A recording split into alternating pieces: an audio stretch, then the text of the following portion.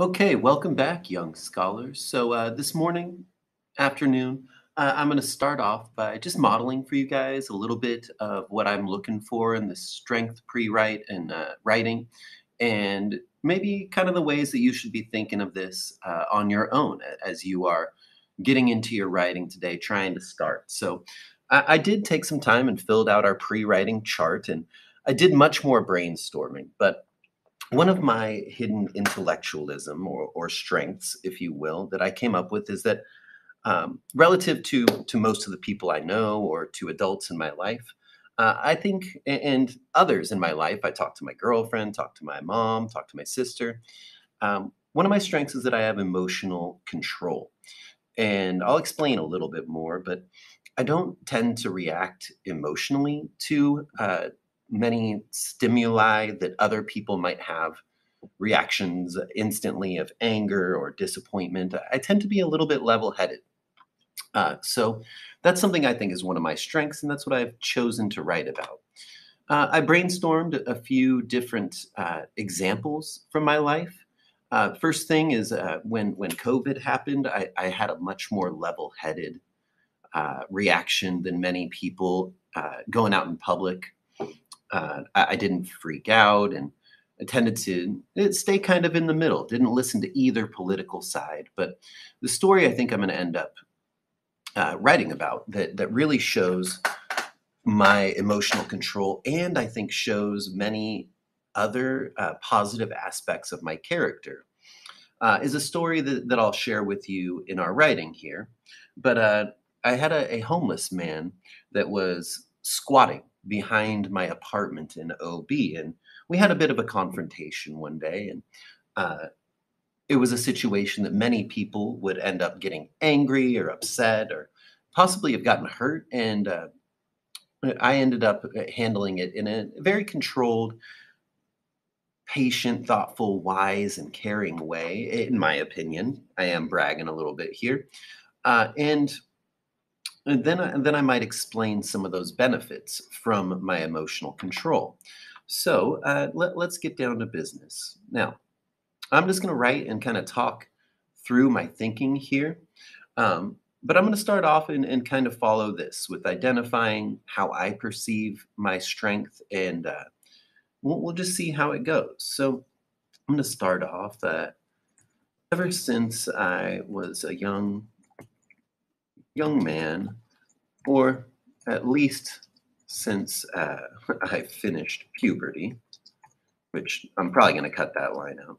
Um, the people around me have always admired my emotional control in tough situations. Many of these situations or problems uh, would cause emotional reactions let's go, emotional reactions from most reasonable humans. But I have always been one to keep a level head.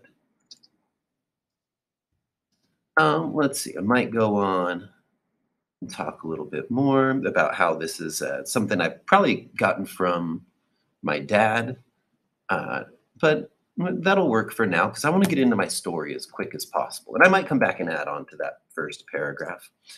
Um, I'm just going to say a few years ago, I was living in an apartment near the town of Ocean Beach, San Diego. This is an area that is known for many unique traits. I wanted to type things there, but I'm going to go with unique traits instead. Uh, one of which is an abundance of homeless. Home challenged. Let's go with homeless people living on streets and in their cars. I might come back later and kind of think about a way to kind of to spice up the language here a little bit.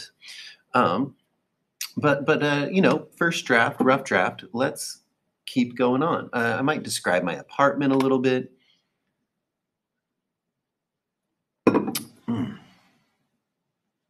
Let's see. I got to get some more action here. Uh, During this scorching summer, me and my neighbors found ourselves in a difficult situation. We had a squatter that had taken up residence behind our apartments on the alley side. I don't know. I might have to get rid of that. Um, he had Ooh, and this is a good opportunity for some descriptive writing, which is going to be difficult when I'm kind of talking through it. But what I want to do here is kind of describe his tattered appearance. Um, he had managed to secure one of our storage cabinets and placed his own lock on its door. I came home from work one. No. Let's go back because I remember this phone call. Let's see. Let's see. Well, what happened is my neighbor Allie called me and she was freaking out late at night. I, I'm a big fan. I might combine these paragraphs later, but late one night I received a phone call from a neighbor, Allie, and she voice was stressed and full of worry. Neil, get out. Can you come out to Allie and help me? Like right now? There. That's I don't remember exactly what she said, but that's gonna work. Let's see, just fixing a couple things up. Uh, when no, rushed out back to see a harrowing scene. Ellie was still in her car, but strewn across her parking spot were paper bags, ragged clothing, bits and pieces of machinery or tools of some sorts. You get the idea. I'm gonna kind of go on to describe. Gonna go on to describe kind of just what happened was the squatter had emptied out his cabinet, and he had just so much junk strewn across the parking spots. and he was just kind of hunching in the back in his ragged clothing, and Allie was scared. It was 11:30 at night. She was scared, and uh, I'm going to stop here with the video, but I want you guys to kind of know. I'll tell you in class what kind of happened after there, but really just wanted to give you kind of a look and a view as I'm kind of talking through and figuring out here. This is a rough draft, and I might end up coming back and changing quite a bit of this.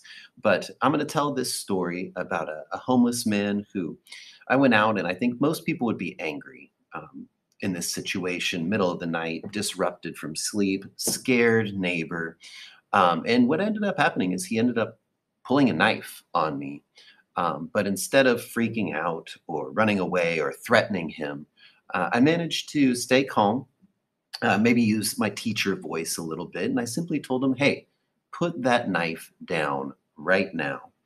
And he listened, and we ended up chatting for a while. I helped him clean up his stuff. And you'll guess you'll have to wait to see how this story ends. But what I'm going to try and show as I tell this story and then reflect on it is these things: how I'm patient, thoughtful, wise, caring. Um, Hopefully people will be able to see that I'm compassionate, uh, that I care about those that are less fortunate, you know, which I think is valuable.